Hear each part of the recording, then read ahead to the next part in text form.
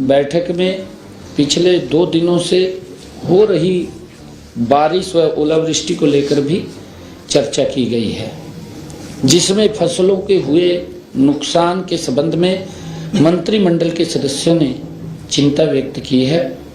प्रारंभिक आंकलन में तोशाम, भवानीखेड़ा, लोहारू, फतेहाबाद, रतिया, भट्टूकला, नारनौंद, हांसी, महेंद्रगढ़, कनीना, हथीन, बावल क्षेत्रों में बारिश व ओलावृष्टि से फसलों को नुकसान की संभावना है। सभी उपायुक्तों को इस संबंध में जल्द से जल्द रिपोर्ट प्रस्तुत करने के निर्देश भी दिए गए हैं। नुकसान का आंकलन के लिए ई क्षतिपूर्ति पोर्टल खोला जाएगा। आज ये भी इसके ऊपर चर्चा हुई है और चर्चा होकर के जो पिछले दिनों बरसात हो रही थी उसको लेकर के भी पोर्टल की खोला जाएगा। आज के हमारे ये इतने विषय थे। आप सबका बहुत बहुत धन्यवाद। सीईटी में कोई संशोधन किया है जो सीईटी में हुआ है, जो अभी तक बच्चों को लग रहा था कि 31 दिसंबर तक हमने हाईकोर्ट में कहा सरकार ने कि हम सीईटी करा देंगे। सीईटी अभी तक एक बार ही हुआ है, तो क्या सीईटी में कोई संशोधन हुआ है? हाँ बिल्कुल, उसके ऊपर भी चर्चा हुई है। शायद आप बता देंगे फैसला हो गया है? फैसला हो गया है, बैठक में मंत्रिमंडल की बैठक में फैसला हुआ है और उसको जल्दी ही, क्योंकि ग्रुप सी और डी पदों की भर्ती के लिए सामान्य पात्रता परीक्षा सीईटी शुरू की थी। सामाजिक आर्थिक आधार पर हरियाणा आदिवासियों को 5% अतिरिक्त अंक देने की शर्त को हटा दिया है, क्योंकि हमारे कुछ लोग भर्ती रोको गहन के लोग वो कोर्ट में चले गए, क्योंकि वो बड़ा वो तो देते हैं हमारे जो विपक्ष के साथी हैं, परंतु कोर्ट में चले गए कि गरीब आदमी को 5 नंबर का लाभ नहीं मिलना चाहिए और कोर्ट ने उसकी बात को सुनकर के उसको खारिज कर दिया है। तो हमने आज उससे हटा दिया है, 5 नंबर वो नहीं देंगे क्योंकि माननीय कोर्ट ने कहा है। और संशोधन के अनुसार यह नीति पुलिस सेवा, कारगर और गृह रक्षक आदि के पदों सहित ग्रुप सी पदों पर भी सीधी भर्ती के लिए लागू होगी, जिसमें शिक्षण पद, भूतपूर्व अग्निवीर और ग्रुप डी के पद शामिल नहीं होंगे, जिनके लिए न्यूनतम शैक्षणिक योग्यता हरियाणा ग्रुप डी कर्मचारी अधिनियम 2018 के तहत मैट्रिकुलेशन से कम है। और इसका जल्दी ही हमने उसको आज इसके अंदर लेकर के आए हैं और जल्दी ही इसका कोई 4 गुना था, पहले बच्चों को 10 गुना करना था। हाँ, उसको भी हमने लेकर के निर्णय किया है कि जो पहले ये 4 गुना बुलाते थे, अब उसको 10 गुना बुलाएंगे। ये हाँ, ये भी निर्णय किया, ये निर्णय भी उसके अंदर किया गया सीईटी के अंदर। जो इंटरव्यूज के लिए हम 4 गुना बच्चों को बुलाते थे, अब पेपर के लिए अब 10 गुना बच्चों को उसके अंदर बुलाएंगे और जल्दी ही सीईटी का परीक्षा भी होगी। और हरियाणा कौशल रोजगार निगम की पॉलिसी में कोई बदलाव हुआ है?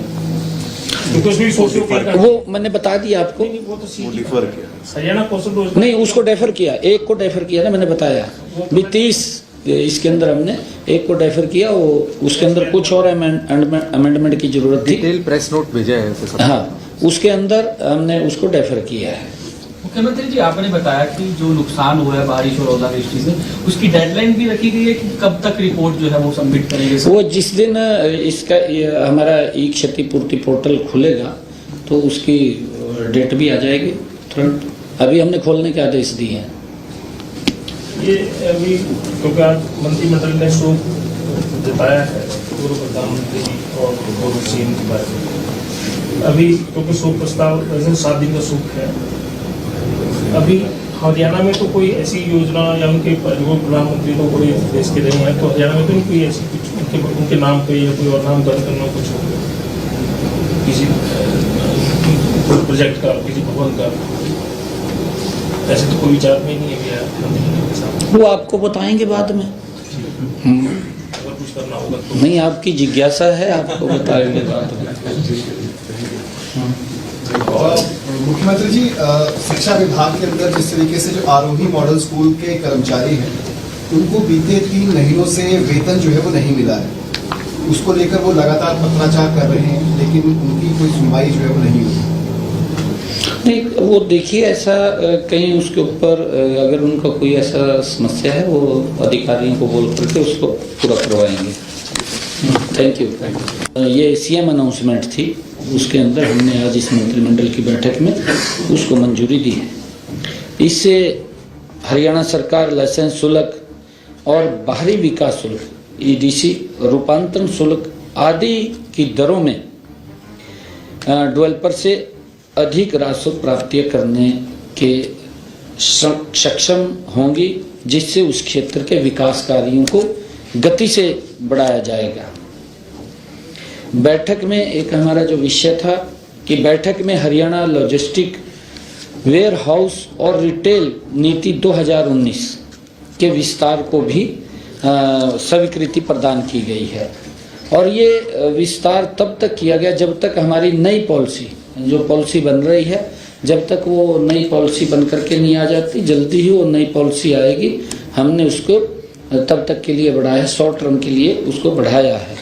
निजी क्षेत्रों के निवेश के साथ साथ लॉजिस्टिक, वेयर हाउसिंग और रिटेल क्षेत्रों में PP निवेश को ये आकर्षित करना है। PP मोड के ऊपर वो बनेंगे, ऐसा आज उसको स्वीकृति दी है।